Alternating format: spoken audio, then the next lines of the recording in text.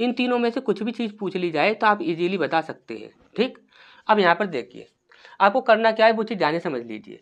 यहाँ पर बोला जो भी गया है, यहाँ पर आपको इतना देखना है कि आपको दर कितनी दी गई है, तो यहाँ पर 9% की दर दी गई है। समय कितना दिया गया है आपका 3%।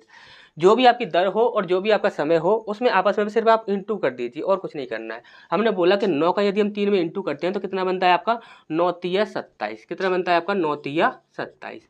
और 27% की यदि हम बात करें, 27% की यदि हम बात करें तो हमारा कितना बनता है 27/100। कितना बनता है 27/100। अब हमने बोला कि यदि आपसे प्रिंसिपल पूछ लिया जाए तब आप क्या करोगे, तो हमने बोला कि सर यदि प्रिंसिपल पूछ लिया जाए तो सीधा ही हम नीचे वाली संख्या से डिवाइड करके देखेंगे, जो भी हमारा आंसर आएगा वह 100% प्रिंसिपल जो होगा वो आपका 100 से डिवाइड हो रहा होगा, यानी कि नीचे वाली संख्या से 100% डिवाइड हो रहा होगा।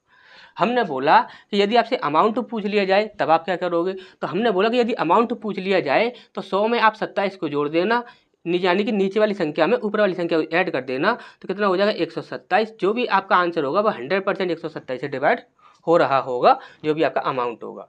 अब हमने बोला कि सर यदि अब ऐसा ही पूछ लिया जाए तब हम क्या करें, तो ऐसा ही पूछ लिया जाए तो आपको कुछ भी नहीं करना है, सीधा ही ऊपर वाली संख्या जो होगी उससे आपको डिवाइड करके देख लेना है, जो भी आपका आंसर होगा वह 100% डिवाइड हो जाएगा।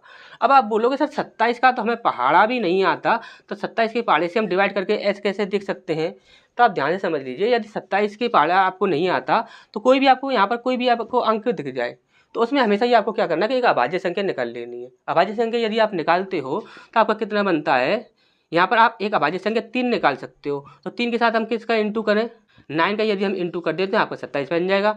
3 नाम 27, यानी कि एक अभाज्य संख्या हमें कितनी मिली है 3 मिली है।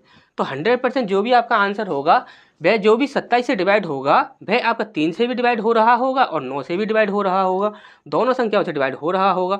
सबसे पहले हम 3 से चेक करें तो यहाँ पर देखिए 5 6 7 8 9 10, यानी कि यहाँ पर कितना बन रहा है 10 बन रहा है संख्याओं का योग, यानी कि 10 कभी भी 3 से डिवाइड होगा नहीं, तो ये हमारा कभी भी आंसर हो नहीं सकता।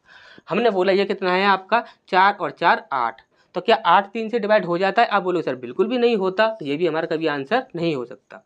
हमने बोला ये कितना है आपका 5 और 5 10, संख्या का योग कितना हो रहा है 10 हो रहा है, तो क्या 10 3 से डिवाइड हो जाएगा, आप बोलो सर बिल्कुल भी नहीं होगा, तो ये भी हमारा आंसर कभी भी नहीं हो सकता।